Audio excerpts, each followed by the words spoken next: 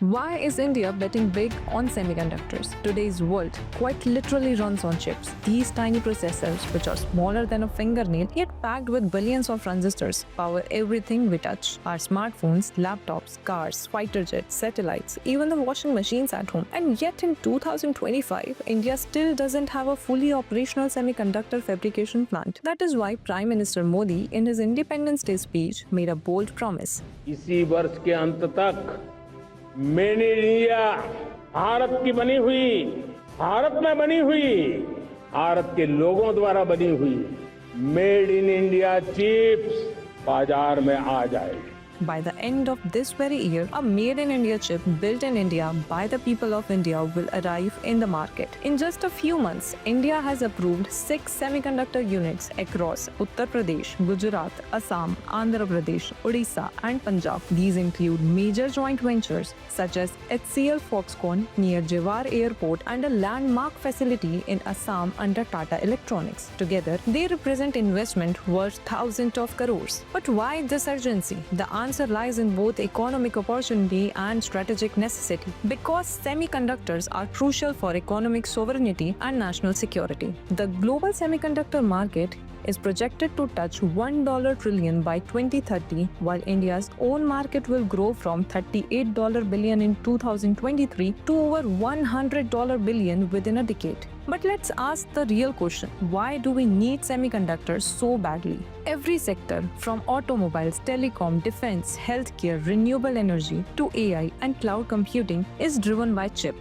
Shortages during COVID showed how car production stalled worldwide just because chips were not available. For India, importing nearly 100% of its semiconductor is akin to depending entirely on foreign oil, both risky and unsustainable. A stark example of this vulnerability can be seen in how the United States weaponized semiconductor exports against China by imposing strict export controls, including bans on high-end AI chips like NVIDIA's H100. Now, what makes semiconductors so strategic is also what makes them complex. Raw materials and global control. Behind that small silicon wafer lies a vast and fragile global supply chain. High-purity quartz is needed for silicon. Rare gases like neon, krypton, and xenon are essential for the lasers that etch circuits. Ukraine was a major supply before the war disrupted supplies. Other elements like cobalt, tungsten, palladium, and gallium are equally vital. Each of these resources is scattered. China dominates rare earth and gallium. Congo and South Africa control cobalt and platinum. Australia leads in lithium, while Russia and Ukraine hold reserves of critical gases. Adding to this, the most advanced lithography machines comes almost exclusively from one Dutch company, ASML, giving it an extraordinary chokehold on the industry. This is why India has so far been entirely dependent on foreign suppliers. Taiwan's TSMC alone produces more than 60% of the world's advanced chips. South Korea's Samsung, SK Hynix dominate memory chips. The US and Japan control design and specialized equipment. In 2023 to 24, India imported semiconductors worth over $25 billion, most of it from East Asia.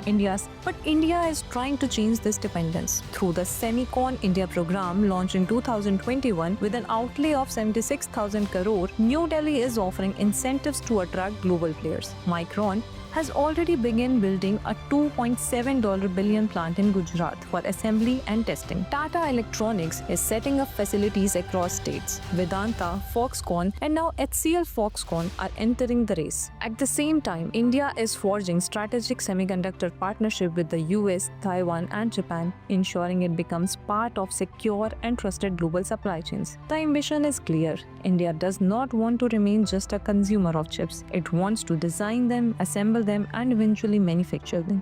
In short, semiconductors are the new oil. No modern economy can function without them. And this time, India is determined not to miss the bus.